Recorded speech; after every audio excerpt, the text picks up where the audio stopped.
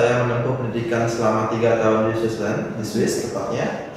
Saya balik untuk beberapa bulan aja. Jadi di Swiss itu di sekolah itu kita tantangan kontrak. Jadi selama 3 tahun kita kuliah di sana.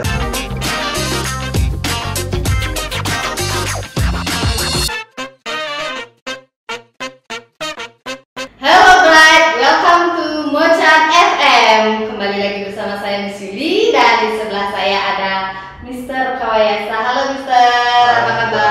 Halo baik, sehat-sehat. Gimana kabarnya?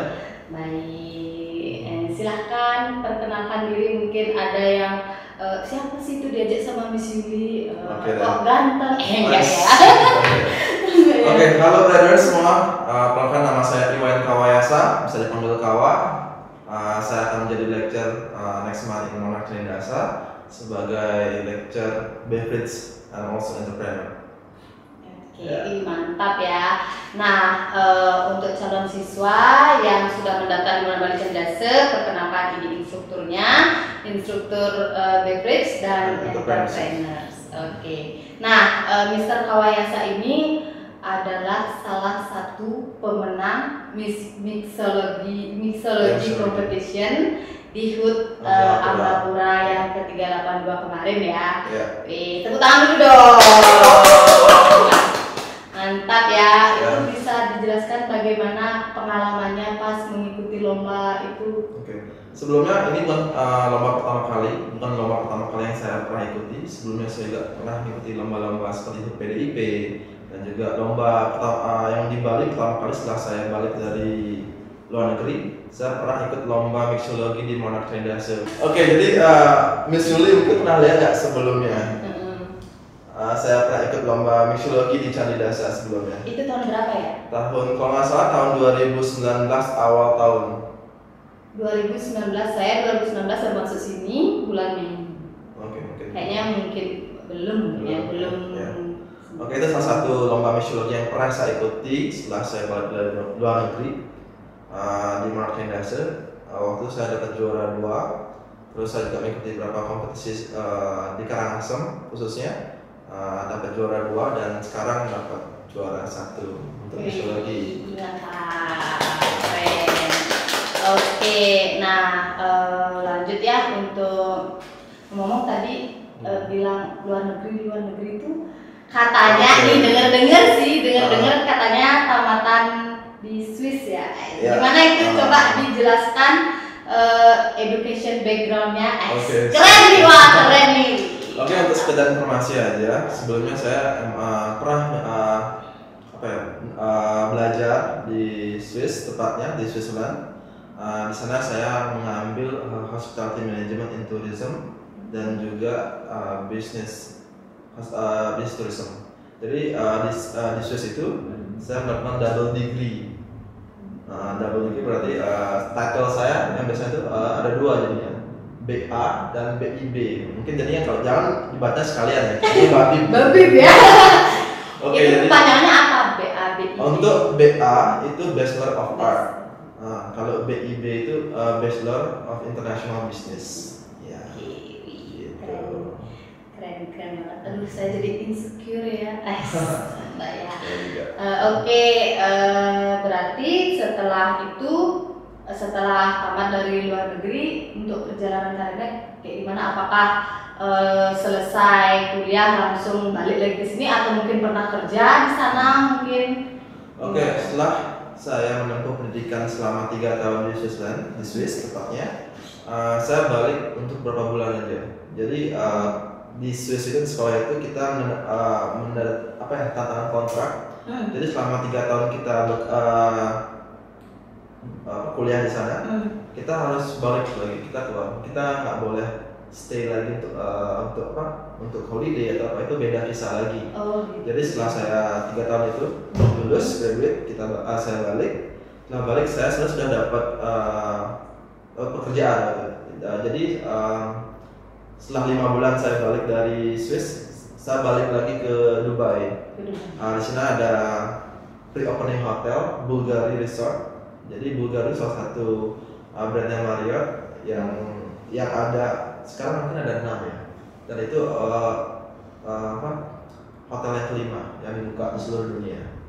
Salah satu juga ada di Bali. Apa itu yang di Bali? Namanya juga sama. Bulgari. Oh pernah. Resort. Oh iya pernah. Ya, itu termasuk brand yang luar biasa bagusnya. Oh gitu nih, keren banget ya, aduh jadi makin insecure, makin lama makin insecure. Stop dulu deh, enggak lanjut ya, lanjut ya. Nah, berarti setelah tamat itu balik lagi ke sini, habis itu kerja ke Dubai.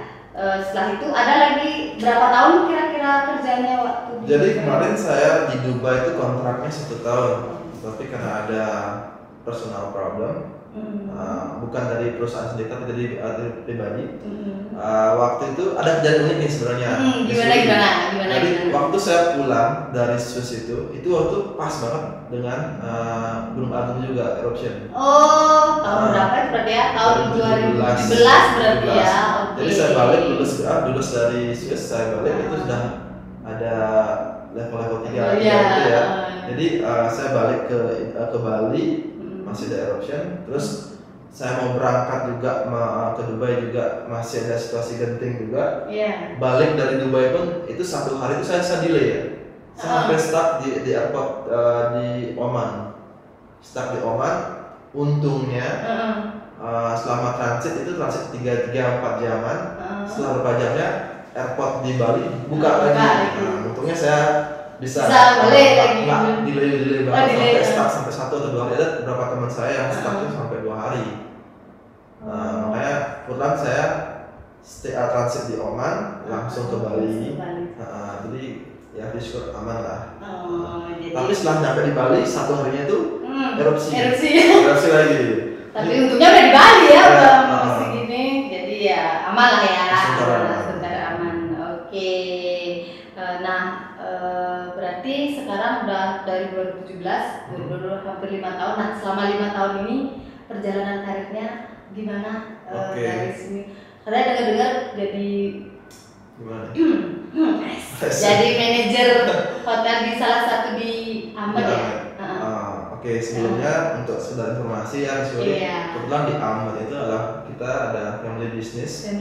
Namanya Amed Cafe and Hotel Kebun Wayan. Itu sudah dirintis oleh orang tua saya dari tahun 95. 95 itu saya juga baru lahir. Jadi 95 baru restoran kecil, pelan-pelan sampai kita punya 40 kamar sekarang. Wow.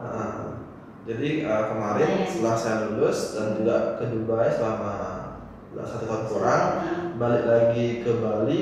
Di sana saya langsung terjun ikut membantu usaha orang tua. Di sana saya karena mungkin ada gap ya antara generasi lama dan generasi baru. Jadi ada banyak permasalahan seperti tentang teknologi, penggunaan teknologi yang sekarang kita sering dengarnya itu OTA, online travel agency. Jadi zamannya orang tua itu tuh masih kayak apa? Manual ya. Itu travel agent datang, main kontrak atau tamu yang datang cuma walk-in gitu ya. Tapi sekarang lebih fokusnya ke online. Jadi tugasnya saya waktu itu emang lebih berat. Karena sebelumnya itu OTA kurang jalan untuk di hotel. Lebih fokusnya ke tamu yang dari travel agency atau dari walk-in. Sekarang kita fokusnya ke online. Jadi beberapa OTA kita sudah kerjasama, termasuk yang lumrah yang kita sering dengar itu Booking.com ya. Nah, itu lokal dan semua itu.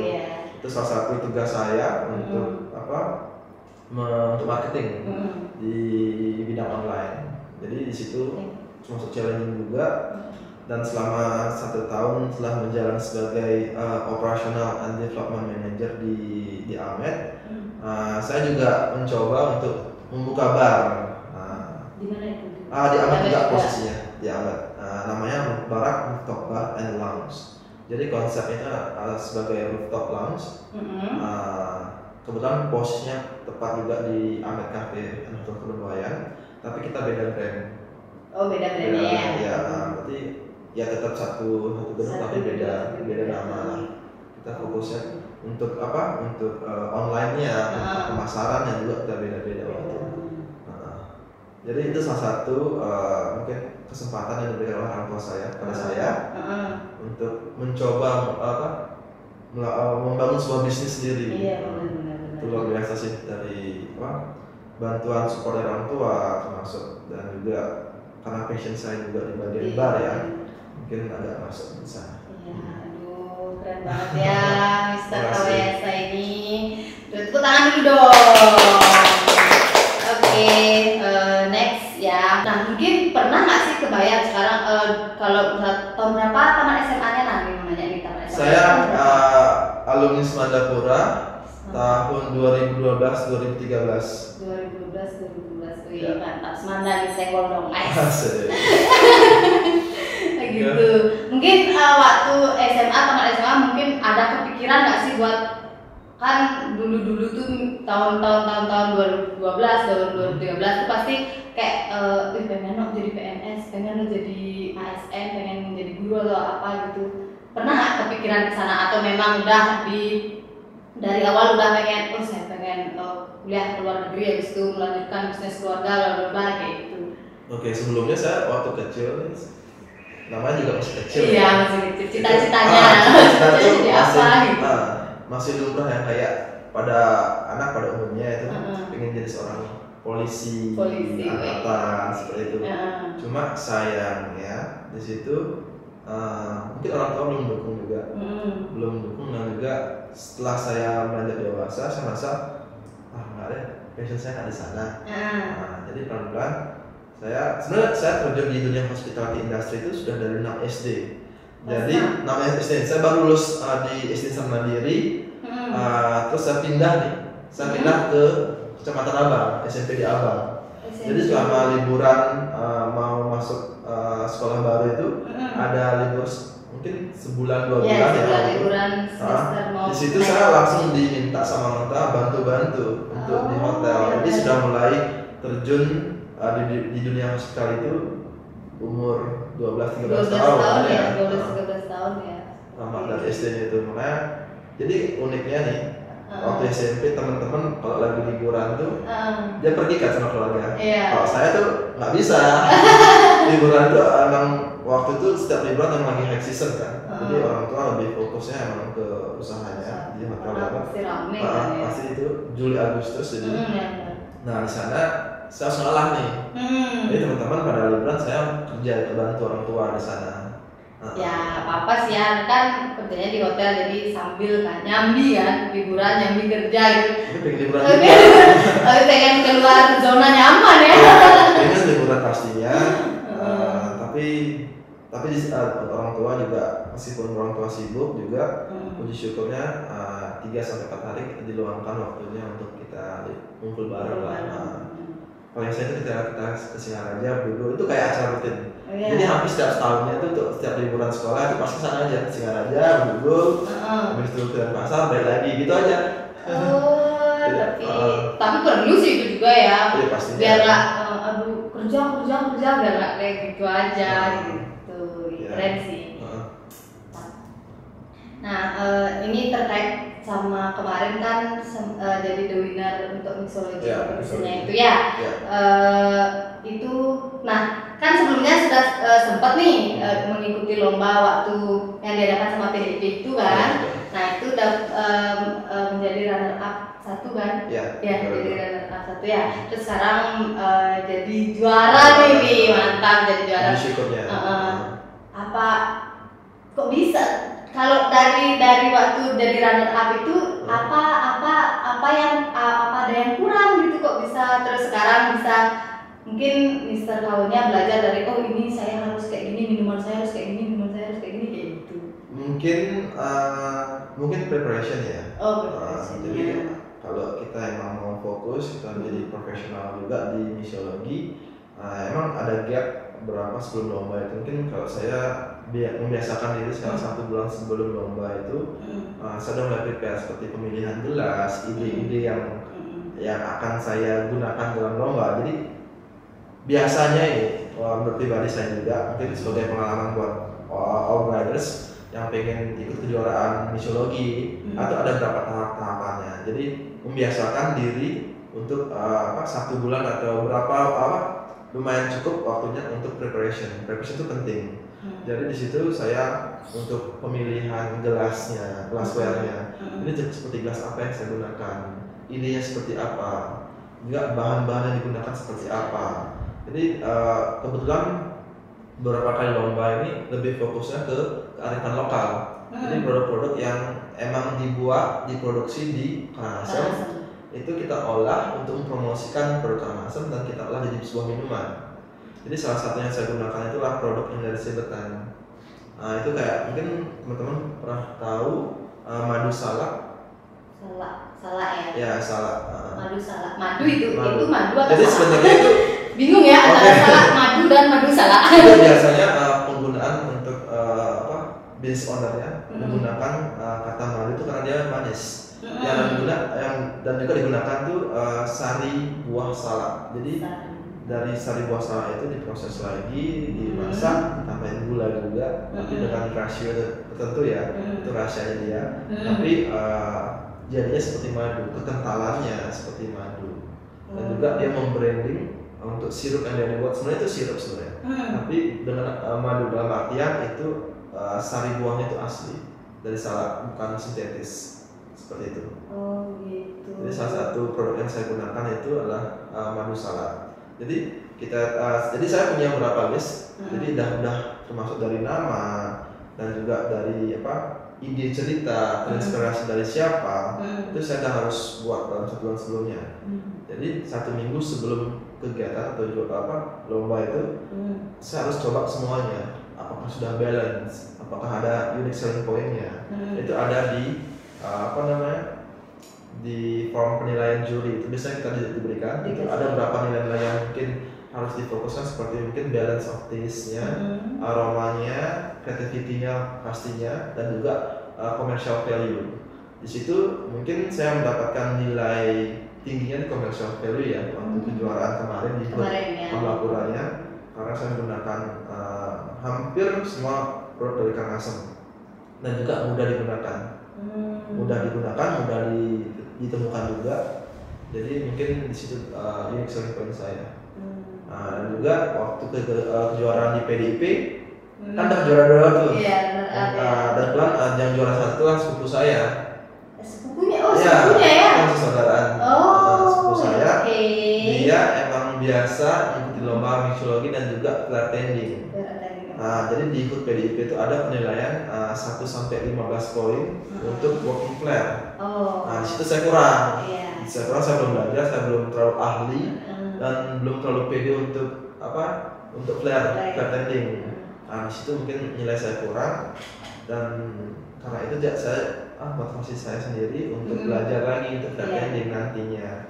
Mungkin tahun depan ada HUT PDIP lagi. Saya bisa ikuti dan juga saya bisa introspeksi lagi dari lomba-lomba sebelumnya untuk bisa melakukan yang terbaik. Ya seperti itu. Tapi itu udah jadi runner up 1 terus sekarang kemarin di HUT Ambapura udah jadi the winner ya. Mantap sih. Tepuk tangannya dong. Oke, lanjut deh. Nah, ngomong-ngomong dari tadi masalah mixology mungkin Brighters di sana tuh kayak masih awam ya dengernya. Apa sih itu mixology? Apa sih mixology apa sih gitu? Oke. Apa sih itu mixology? Sebenarnya mixology adalah seni meracik sebuah minuman. Beda dengan bartending. Ini setiap orang punya beda-beda arti ya. Bartending itu sebenarnya itu orang yang meracik sebuah minuman yang sudah ada. Jadi mungkin kayak klasik koktail itu dia tinggal meracik yang dengan resep yang sudah ada. Tapi di mixology lebih ke kreativitas kita untuk membuat sebuah koktail dengan dengan ide tersendiri. Jadi apa yang ditonjolkan seperti itu. Jadi setiap mixologis itu punya karakter berbeda. Mungkin kalau di saya mungkin lebih menonjolkan produk kearifan lokal dengan bahan-bahan tropikal. Dan mungkin ada bartender lain dengan karakternya masing-masing untuk cara mengolah koktail itu beda-beda. Di situ keunikannya. Makanya di situ kita dijadikan sebuah lomba. Kreativitas kita sebagai bartender untuk meracik sebuah minuman. dengan level yang lebih advance lah, dengan teknik-teknik yang berbeda juga seperti itu. Lebih luas lah luas lingkupnya. Iya, lingkupnya lebih luas ya. Oke, udah ya berarti. Nah itu nanti bisa dijadikan pelajaran untuk writersnya. Nanti siapa tahu ada yang mau ikut lomba-lomba, mungkin Mr. Kawayasa sudah memotivasi adik-adik ya yang mungkin untuk next setelah saya jadi lecture juga di sini. Benar. Saya ingin mengajarkan lebih advance mungkin ya dengan ilmu yang saya dapatkan sebelumnya, dengan pengalaman yang saya dapatkan di bartending. Mungkin kita lebih menonjol kreativitas mahasiswa Monak nantinya. Karena Monak ini kan mahasiswa bukan hanya dari Caidase, dari mana-mana, dan setiap daerah itu punya keunikannya masing-masing, produknya masing-masing. Mungkin itu yang kita akan gali lebih dalamnya agar untuk memotivasi kreativitas mahasiswa Monak untuk lebih berkreatif di mixologi. Keren ya, mantap. Ya. Lanjut nih, lagi 2 pertanyaan aja nih. Oke. Lagi 2 pertanyaan aja. Ini kan umurnya kayaknya baru berapa? Boleh nggak nanya umur? Boleh nggak? Boleh. Berapa, kalau boleh tahu berapa sih umurnya sekarang? Miss Yuli berapa kira umur saya? Mungkin 21. Enggak ada 21. Kalau 21 belum boleh meracik minuman. 27 ya? Iya 27. Woi, udah bener ya 27. Jadi maksudnya 27 untuk tahun ini. Saya 26 ya. Oke. Gak nanya ya? Gak nanya. Oke, nah 27 tahun udah berkarir selama 5 tahun, hampir 5 tahun ya? 5 tahun 6 tahun ya? Gimana? Ini kan sudah terbilang udah sukses namanya kan, udah punya ngomong-ngomong ini bapaknya warung batas kota loh ya, bener ya? Rangkap nih ya. Jadi kan udah terbilang sukses ya. Apa sih rahasianya biar mungkin writers di luar sana mungkin bisa termotivasi dari Mr. Kawanya? Saya pengen kayak Mr. Kawo, pengen buka ini dan kebetulan juga kan Mr. Kawo jadi salah satu instruktur entrepreneur kan. Gimana sih rahasianya biar? Sebenarnya kalau kita ngomong sebuah sukses ya, saya itu belum juga. Jadi tergantung bagaimana kita men-set up goal kita. Kalau kita achieve goal kita itu udah nggak sukses. Misalnya, saya pengen jadi jadi seorang guru nih, seorang guru. Jadi kalau saya sudah jadi seorang guru berarti sudah sukses artinya. Jadi tergantung setiap orang bagaimana dia men-set up goalnya sendiri. Kalau misalnya mungkin teman-teman riders Arfiah goalnya dia sebagai ketua pesiar ya, jadi ketua pesiar ya, mungkin itu sudah terbilang sukses juga. Jadi tergantung kita aja tergantung kita men-set up masing-masing. Dan juga passionnya, mungkin setiap orang punya passion berbeda-beda. Kebetulan saya suka di bidang bisnis dan ini pengen banget kok tidur tuh digaji. Makanya di situ salah satu motivasi saya, karena bisnis itu nggak melulu tentang uang ya. Itu ada tahapan-tahapan di awal tuh emang agak susah dan kita memberikan effort yang lebih. Jadi di awal tuh nggak enak-enak juga sebenarnya. Jadi kita harus mikirin tentang gaji staff, kita mikirin tentang menu makanan yang kita ingin jual. Kalau saya di bidang F&B ya, saya memang di bidang F&B, mungkin itu challenge yang saya hadapi selama ini. Mungkin lihat marketnya seperti apa, seperti itu. Mungkin nantinya untuk semua branders mungkin tergantung passionnya di mana. Contohnya kalau menjadi seorang guru adalah passion yang branders inginkan, ya set up goalnya ingin menjadi seorang guru. Jadi harus paling tidak mungkin sekolah tentang pendidikan juga ya, bidang pendidikan, pengalaman yang cukup. Mungkin bisa langsung jadi seorang guru, tergantung brandersnya masing-masing ya. Tergantung cita-citanya, tergantung keinginan masing-masing gitu ya. Karena semua butuh proses ya pasti. Pastinya nggak ada instan. Iya, instan aja itu proses 3 benar. Jadi nggak ada instan. Bener banget. lagi pertanyaan terakhir. Ya. Sebelum kita masuk ke games-games receh-receh gitu, untuk pertanyaan terakhir, menurut Mr. Kawayasa, apakah pendidikan tinggi itu apakah menjamin nggak sebuah kesuksesan? Pendapat Mr. Kawayasa sendiri? Menurut saya itu tergantung. Ya. Contohnya, saya punya teman, dia emang fokusnya di akademik, otomatis dia harus berpendidikan tinggi. Dalam artian dia pengen jadi seorang dosen. Kalau yang tidak, untuk jadi seorang dosen kan harus S2, benar kan? Ya, S2. Kalau misalnya minimal S2. Tapi kalau pengen jadi profesor kan harus S3 lagi. Jadi pendidikan itu perlu juga. Tergantung bidang yang diinginkan. Misalnya kalau pengen jadi aktif dan terjun di bidang pendidikan, ya otomatis pendidikan karir itu harus tinggi, setinggi-tingginya kalau bisa, mungkin S2, S3 seperti itu. Tapi kalau yang saya lihat sekarang, tergantung nih, pendidikan itu nggak terlalu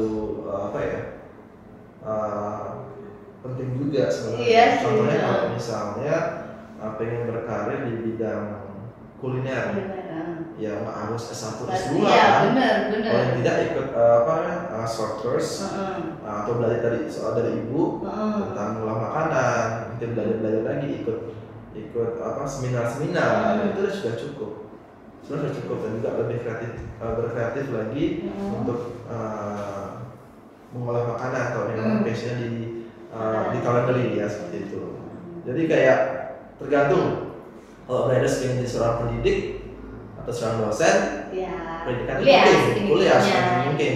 Tapi kalau Brothers ingin di ilmu terapan misalnya, kayak misalnya jadi barista, mixologis atau bartender, itu nggak harus tinggi juga. Yang penting pengalaman dan juga lebih cenderung ikut kegiatan mungkin lomba, seminar, ilmu-ilmu yang mungkin kita dapat dalam berkomunikasi atau berbicara dengan teman seprofesi mungkin, itu termasuk salah satu ilmu yang didapatkan secara cuma-cuma, tidak harus dengan harus datang kampus mungkin ya. Tapi tentu aja pendidikan basic itu harus ada. Dan sekarang Monak memberikan pendidikan itu yang hanya 1 tahun program ya. 1 tahun. Itu cukup, tergantung dengan Brothers pengennya seperti apa, seperti itu. Ini luar biasa buat Monak, saya rasa untuk program-programnya. Terima kasih juga supportnya Mr. Kawayasa. Oke, itu yang tadi pertanyaan terakhir. Nah, kita sekarang santai ya. Games nih. Kita santai sekarang ya, nggak tegang-tegang lagi ya. Kita mau ngadain games nih, games jawab cepat namanya, games receh sih. Siap? Kok kayak tegang? Kok lebih tegang pas games daripada yang tadi ya? Soalnya ada olah ini. Waktu itu ada olah ini. Oke, kita mulai gamesnya ya. Nah, Mr. Kawa, ini jawab cepat ya, pilih salah satu ya. Kalau saya nanya alasan, dijawab alasannya. Berarti bukan jawab cepat dong. Gini, kerja di luar negeri atau kerja di Indonesia? Indonesia. Oke. Yang kedua, manajer hotel atau manajer restoran? Hotel. Oke. Kendaraan roda 2 atau kendaraan roda 4? Roda 2 untuk sekarang ini. Untuk sekarang. Terus untuk nanti? Kalau jadi gini. Perasaan tadi kok. Tadi kok. Roda 4. Oke, ini sebenarnya kembali lagi ya. Sekarang sebenarnya kembali ke kebutuhan. Kalau roda 2 sudah cukup, ya kenapa roda 4 kan? Misalnya sekarang lebih enaknya pakai roda 2 karena bensin murah, Pertamax mahal coy. Tapi per 1 Juli beli Pertalite ya? Pertalite ya? Harus pakai My Pertamina. Tapi kemarin saya lihat itu katanya sampai meledak loh. Karena enggak ya? Itu hoax ya. Hoax mungkin. Sebenarnya itu kembali lagi kebutuhan.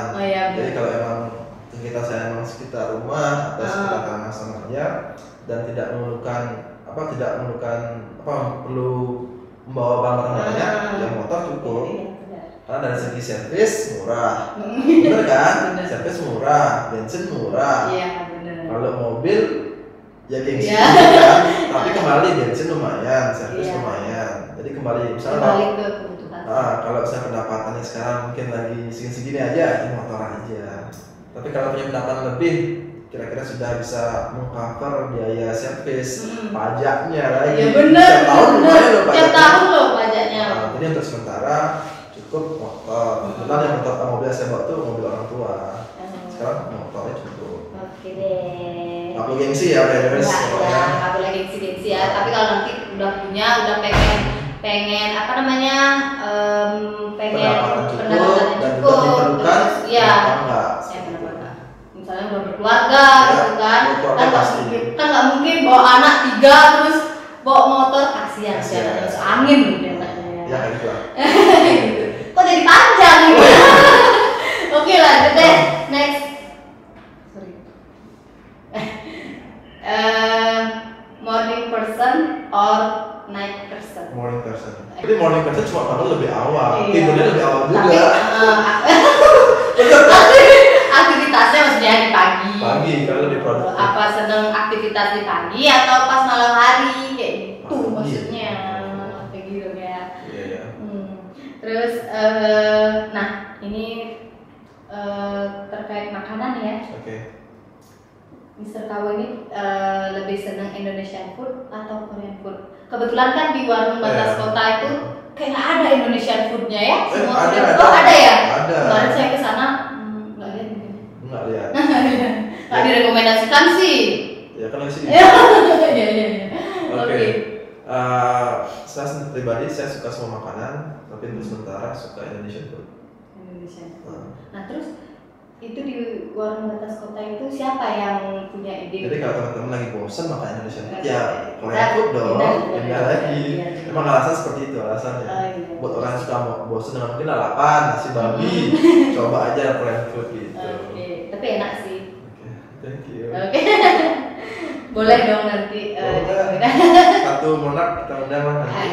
Udah pernah kan? Kedua. Yang kedua.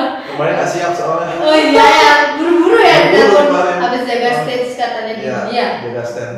Oh jaga stand, sorry kok jaga stage. Jaga stand. Apa namanya? Nah ini setelah makanan ke pasangan ya. Waduh. Asik. Pilih pasangan yang wanita karir atau yang cuma ibu rumah tangga yang mungkin biar bisa memanja-manjakan dan fokus sama anak sama suami gitu. Apa wanita karir bisa ya dia bisa loh. Tapi pilih dulu ya salah satu loh ya. Kalau milih sih kalau bisa dua-duanya, tapi kalau sekarang suruh milih antara kedua-duanya mungkin wanita karir ya. Nah jadi ini alasan pertamanya ini saya punya prinsip sendiri. Jadi wanita dan pria itu equal. Jadi kalau wanita ingin berkarir silakan berkarir, itu sah saja. Kita sama nih, tidak membedakan gender kita. Mungkin Miss Yuli seorang wanita nggak boleh berpendidikan tinggi, mungkin daripada laki-lakinya itu salah. Bukan salah, ini kembali kepada orang-orang masing-masing. Untuk saya pribadi, gender itu kita equal. Jadi kalau misalnya pasangan saya adalah wanita karir, saya akan dukung. Tapi kalau pasangan saya ingin fokus dengan anak, saya akan dukung juga seperti itu. Kalau boleh memilih sekarang, mungkin akan karir. Sekarang kalau belum nikah ya. Tapi tetap nantinya saya ingin diprioritaskan juga pastinya. Kalau pasangan ya. Oke, mungkin bisa hubungi di bawah nomor WA-nya Mr. Koy. Enggak ya, canda ya, canda. Oke, yang terakhir kok yang terakhir yang dua terakhir ya. Oke. Yang terakhir deh, sorry. Pilih botak. Ada jerawatan. Ini siapa sih kreatif yang buat pertanyaan kayak gini? Ini saya nanya jadi malu ini ya. Saya jadi bingung juga milihnya. Mau botak, kalau botak kan bisa tumbuh rambut lagi. Kalau jerawatan. Jadi kebetulan saya belum pernah botak ya, mungkin ada kecil. Mungkin bisa dicoba. Gitu. Soalnya kalau saya jerawatan, jerawatnya lama banget hilangnya. Berarti botak deh. Tapi bukan nggak punya rambut ya, pendengar ya. Botak ya nggak ada rambut, pokoknya. Kalau bisa tumbuh lagi kan? Bisa dong. Udah, botak ya. Nggak bisa. Oh nggak bisa ya, wah. Bahaya nih. Bahaya dong. Bahaya deh. Enggak, harus pilih dong. Enggak ya. Berarti pilih botak ya. Ini pertanyaannya nih kreatif nih ya, iseng nih. Ya, kayak gitu lah misalnya. Oke deh. Nah, ini nggak terasa ya, kayaknya udah ada 2 jam masih enggak, baru 30-40 menitan ya kayaknya kita udah berbincang-bincang sama mungkin Mr. briefing, Bawang. termasuk briefing mungkin ada sejam ya. Iya, Belum makan-makan itu lagi. belum. Ya nanti ya. Oke, terakhir nih motivasi untuk para writer biar semangat kuliahnya, terus biar menggapai cita-cita apa yang kan nggak mungkin nih datang ujuk-ujuk ke Mona cuma kuliah selesai wisuda udah selesai itu, pasti kan dia punya writers itu kan pasti punya mimpi pengen kerja ke kapal pesiar, pengen kerja mungkin apa namanya di dalam negeri atau di luar negeri, di hotel atau di mana, di restoran atau di mana, atau bikin usaha sendiri. Bikin usaha sendiri kan. Itu gimana motivasi? Oke, ini untuk writer semua. Dari saya pribadi, jangan pernah mempersempit goals kalian. Misalnya kalian kuliah di pariwisata, bukan berarti kalian harus terjun di dunia pariwisata. Mungkin aja kalian lebih ada seninya, mungkin memahat, mungkin di situ jadi karir kalian bisa. Jadi intinya untuk in general ya, pendidikan kalian itu hanya sebuah untuk mengubah mindset kalian tentang apa, tentang bidang yang kalian pelajari. Misalnya tentang hukum nih, misalnya hukum, bukan berarti kalian akan jadi seorang pengacara atau jadi seorang hakim, tapi tidak menutup kemungkinan, tapi hanya memperluas pola pikir kita atau mindset kita tentang hukum itu sendiri. Dan juga sekarang di Mona ini kan lebih ke hospitality industry ya, industri. Jadi bukan berarti kalian nantinya terfokus hanya di bidang hospitality. Mungkin kalian bisa berkarir membangun usaha di bidang yang lain misalnya, tapi itu hanya sebagai mengubah pola pikir kalian aja. Jadi misalnya nih orang tua, kamu mau sekolah di Monak nih biar bisa ke pesiar, dituntut nih padahal anaknya nggak suka, tapi ke pesiar nggak berani atau gimana, mungkin ada apa personal problem atau gimana, mungkin harus pesiar, nggak harus. Jadi kembali ke passion kalian. Intinya kalian itu mengetahui atau mengubah pola pikir kalian tentang apa subjek yang kalian pelajari, itu aja sih. Jadi jangan pernah men-set goal kalian terlalu sempit, buat lebih luas. Kayak misalnya saya belajarnya tentang manajemen nih, dan manajemen hospitality bukan berarti harus di hotel aja. Saya juga buka yang lain, misalnya sekarang lagi fokus buat usaha lain misalnya. Ada usaha baru lagi? Baru nih. Resto juga? Kebetulan masih di bidang F&B tapi di pendidikan nanti. Pendidikan, oke. Tunggu ya. Gitu aja. Itu aja ya terusnya. Oke. Sekarang mungkin cukup ya, dulu untuk sekarang. Mungkin nanti nextnya mungkin akan kita podcast lagi dengan tema yang berbeda. Sekian. Jangan lupa FLKS ya. Tahu FLKS apa? Apa tuh?